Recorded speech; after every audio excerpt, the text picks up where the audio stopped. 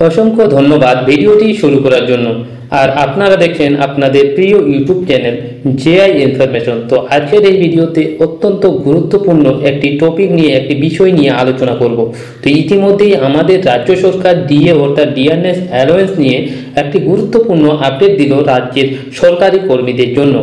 হ্যাঁ বন্ধুরা, আপনাদের জন্য একটি বড় খুশির খবর যে আপনাদের ডিএ অর্থাৎ ডিয়ারনেস অ্যালাওয়েন্স বাড়তে চলেছে। সেই ডিয়ারনেস অ্যালাওয়েন্স কত পার্সেন্ট করা হচ্ছে এবং আপনারা কত টাকা বাড়তি পেতে চলেছেন, সমস্ত কিছু আপডেট এই ভিডিওর মাধ্যমে পেয়ে যাবেন। এছাড়াও আপনারা সেই আপডেট পাবেন যে আপনারা কবে থেকে সেই বাড়তি দিয়ে পেতে চলেছেন। সমস্ত কিছু এ টু জেড আপডেট এই ভিডিওতে কভার করা হয়েছে। তো অবশ্যই আপনারা এই ভিডিওটি স্কিপ না করে শুরু থেকে শেষ পর্যন্ত দেখার চেষ্টা করবেন। তো চলুন আর কথা না বাড়িয়ে আমরা রাজ্য সরকার থেকে উঠে আসা প্রতিবেদনটি ভালো মতো ভাবে দেখে নিই। তো তার আগেই আপনাদের কাছে একটি ছোট্ট রিকোয়েস্ট, এই চ্যানেলে নতুন দর্শক হলে অবশ্যই চ্যানেলটিকে সাবস্ক্রাইব করে পাশে থাকা bell icon all notification on করে রাখবেন, কারণ আমরা প্রতিনিয়ত রাজ্য সরকার এবং কেন্দ্র সরকারের গুরুত্বপূর্ণ আপডেটগুলি সবার প্রথমে এই চ্যানেলের মাধ্যমে আমরা প্রোভাইড করে থাকি। তো চলুন সেই গুরুত্বপূর্ণ আর্টিকেলটি দেখে নিই। সরাসরি চলে এলাম সেই গুরুত্বপূর্ণ আর্টিকেলে। এখানে বলা হয়েছে রাজ্য সরকারের তরফ থেকে রাজ্যের সরকারি কর্মীদের জন্য অত্যন্ত একটি বড় খুশির খবর নিয়ে এলো। বলা হয়েছে বাংলায় সরকারি কর্মীদের ডিএ নিয়ে উত্তাল পরিস্থিতি। এরই মাঝে জুলাই মাসে আবারও ডিএ বৃদ্ধির ঘোষণা করলো আমাদের রাজ্য সরকার। তো আপনাদের জন্য কি বলা হয়েছে, কত টাকা বাড়তে চলেছে, আপনাদের পার্সেন্টেজ অর্থাৎ ডিএ অর্থাৎ ডিয়ারনেস অ্যালাওয়েন্সের শতাংশ কত বৃদ্ধি পেতে চলেছে, আপনারা এই ভিডিওর মাধ্যমে বুঝতে পারবেন। এখানে ফার্স্ট অফ অল বলা হয়েছে রাজ্য সরকারি কর্মীদের আবারও বাড়তে চলেছে বেতন। অত্যন্ত বড় খুশির খবর যে আপনাদের বেতন বাড়তে চলেছে। এখানে বলা হয়েছে দীর্ঘদিন ধরে রাজ্যের সরকারি কর্মীরা দীর্ঘ আন্দোলন অনশন করে অবশেষে আইনিভাবে জয়ী হয়েছে, কিন্তু রাজ্য সরকার রাজ্য সরকারি কর্মীদের জন্য কোনো ভ্রুক্ষেপই করছে না। ইতিমধ্যে কর্মচারীদের জন্য দীর্ঘ প্রতীক্ষিত সংবাদ এসেছে। সাম্প্রতিক AICPI IB All India Consumer Price Index Industrial Workers সূচকের ধারাবাহিক বৃদ্ধির পর জুলাই থেকে কেন্দ্রীয় সরকারি কর্মীদের ডিএ ডিয়ারনেস অ্যালাওয়েন্সে 3 থেকে 4% বৃদ্ধি হতে পারে, যা 55 থেকে প্রায় 59% উন্নীত হবে, যেটি অবশ্যই বিশাল বড় একটি সুখবর।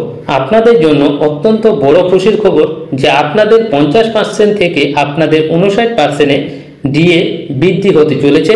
তো এরপর দেখে নেব ক্যালকুলেশন, অর্থাৎ কত পার্সেন্ট বৃদ্ধি হলে আপনাদের কত টাকা ডিএ পেতে চলেছেন, বছরে কত পাবেন, মাসিকভাবে কত টাকা পাবেন, সমস্ত কিছু একটি আর্টিকেলের মাধ্যমে বলা হয়েছে কেন এত দ্রুত ডিএ বাড়ছে, কি কারণে।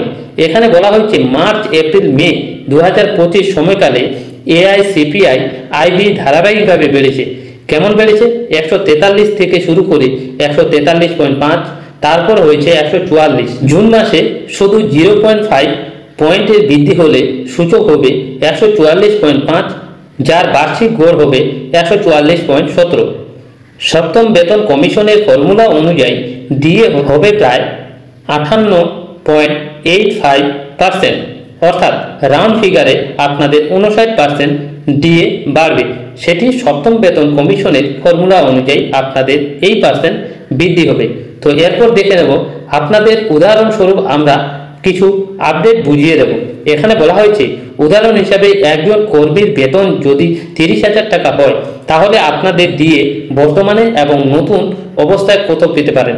তো বর্তমানে যদি 55% ডিএ থাকে, তাহলে আপনাদের ডিএর পরিমাণ 16,500 টাকা, কিন্তু নতুন অবস্থায় 59% ডিএ হলে আপনাদের ডিএর পরিমাণ 17,700 টাকা, অর্থাৎ মাসিক 1200 টাকা বেশি পাচ্ছেন এবং বার্ষিক 14,400 টাকা বেশি পেতে পারেন। তো অত্যন্ত বড় খুশির খবর যে আপনাদের ডিএ মাসে 1200 টাকা করে বেশি পেতে পারেন। এবার প্রশ্ন হলো কখন ঘোষণা হবে এবং সেটি কখন কার্যকর হবে।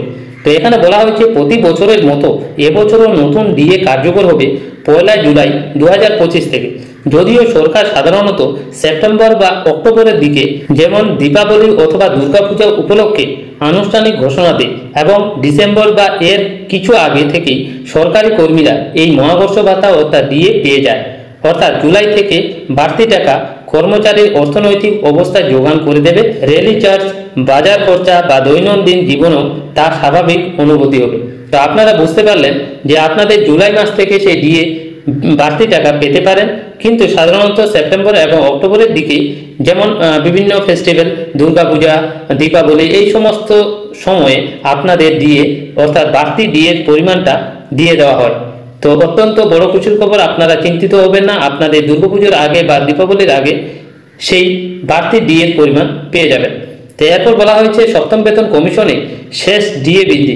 এখানে বলা হয়েছে এই বৃদ্ধি সম্ভবত হবে সপ্তম বেতন কমিশনে আর শেষ ডিএ বৃদ্ধি, কারণ কমিশনের মেয়াদ শেষ হচ্ছে 31শে ডিসেম্বর 2025। অষ্টম বেতন কমিশন যদিও জানুয়ারিতে ঘোষিত হয়েছিল, তবে এখনও গঠিত হয়নি। চেয়ারম্যান, মেম্বার বা টিওআর ঠিকানা হয়নি। সাধারণত নতুন কমিশনের রিপোর্ট তৈরি ও বাস্তবায়নে 18 থেকে 24 মাস সময় লাগে। সুতরাং অষ্টম বেতন কমিশনের প্রভাব 2027-এর দিকে এগিয়ে যেতে পারে। তো আপনারা বুঝতে পারলেন সপ্তম বেতন কমিশনের শেষ ডিএ বৃদ্ধি কবে হতে চলেছে। এরপর আমরা দেখে নেব ডিএ গণনাবিধি, সংক্ষেপে দেখে নেব যে কিভাবে সেই ডিএর ক্যালকুলেশন করা হয়।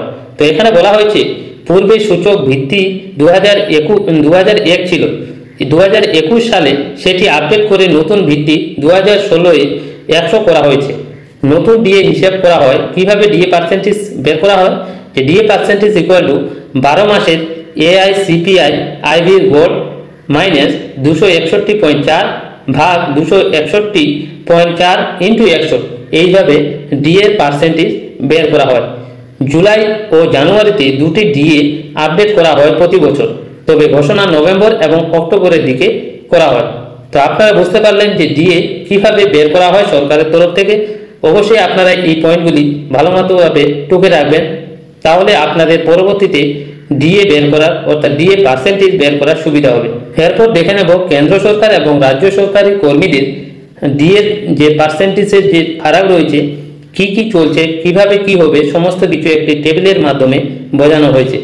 বলা হয়েছে আগের ডিএ কেন্দ্র সরকার 55%, রাজ্য কর্মীদের জন্য পৃথক অর্থাৎ চ্যালেঞ্জেবল রয়েছে। সম্ভাব্য জুলাইয়ের ডিএ অর্থাৎ ডিএনএস অ্যালাউন্স 59% হতে পারে কেন্দ্র সরকারের, কিন্তু রাজ্য সরকারের বিভাজিত অবস্থা বা বিরোধ বা অবমাননার মামলা চলছে। এর ফলে যে পয়েন্টটি রয়েছে, কমিশনের মেয়াদ সপ্তম বেতন কমিশন শেষ এবং অষ্টম বেতন আসতে চলেছে কেন্দ্র সরকারের তরফ থেকে, কিন্তু রাজ্য সরকারের রাজ্যের পুরোপুরি সপ্তম কমিশন আয়তায় রয়েছে। এরপর বলা হয়েছে আর্থিক প্রভাব, মাসিক প্রাপ্তি বাড়ছে 1200 টাকা করে আপনাদের ডিএ বাড়তি পেতে চলেছেন, কিন্তু রাজ্য সরকারের রাজ্যের পেমেন্ট ফ্রিজ এবং বকেয়া থাকার সম্ভাবনা রয়েছে। তো এরপরে যে পয়েন্টগুলি রয়েছে খুবই গুরুত্বপূর্ণ, সেটি হলো রাজ্য সরকার কর্মচারীদের মধ্যে ডিএ নিয়ে চাপ অব্যাহত, কারণ রাজ্যের পেমেন্ট ইতিমধ্যে বিলম্বিত, অবমাননার মামলা রয়েছে। এরপর কেন্দ্রীয় কর্মীরা এখানে তুলনামূলকভাবে সুখবরের মুখ দেখছে।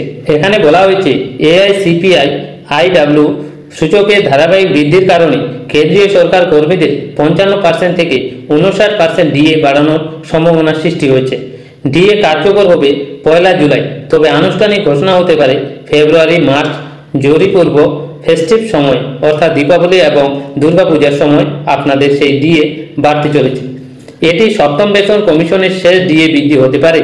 অষ্টম কমিশন 2026-27-এর নতুন ডিএ ফর্মুলা আনছে। রাজ্যের অর্থাৎ পশ্চিমবঙ্গ কর্মীদের ডিএ বকেয়া নিয়ে সমস্যা রয়েছে, যার ফলাফল এখনও নির্দিষ্ট হয়নি।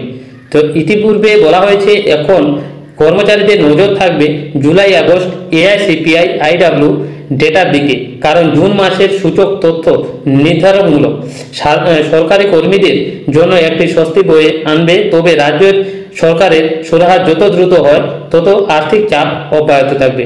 তো আশা করি এই আর্টিকেল দেখে সমস্ত কিছু তথ্য বুঝতে পেরেছেন। তো এই আর্টিকেলের মাধ্যমে সমস্ত কিছু ইনফরমেশন রাজ্য সরকার এবং কেন্দ্র সরকারের সরকারি কর্মীদের একটি নতুন বার্তা দিল, বড় ঘোষণা করলো যে আপনাদের ডিএ 55% থেকে শুরু করে 59% হতে চলেছে।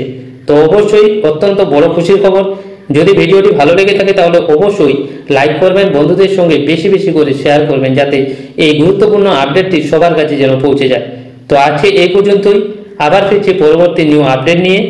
তার আগে আপনাদের কাছে একটি ছোট্ট রিকোয়েস্ট, এই চ্যানেলে যদি আপনারা নতুন দর্শক হয়ে থাকেন তাহলে অবশ্যই চ্যানেলটিকে সাবস্ক্রাইব করে পাশে থাকা bell icon all notification on করে রাখবেন, কারণ আমরা প্রতিনিয়ত রাজ্য সরকার এবং কেন্দ্র সরকারের গুরুত্বপূর্ণ আপডেটগুলি সবার প্রথমে এই চ্যানেলের মাধ্যমে প্রোভাইড করে থাকি। তো চলুন আবার ফিরছি পরবর্তী নতুন আপডেট নিয়ে। আপনারা সবাই ভালো থাকবেন।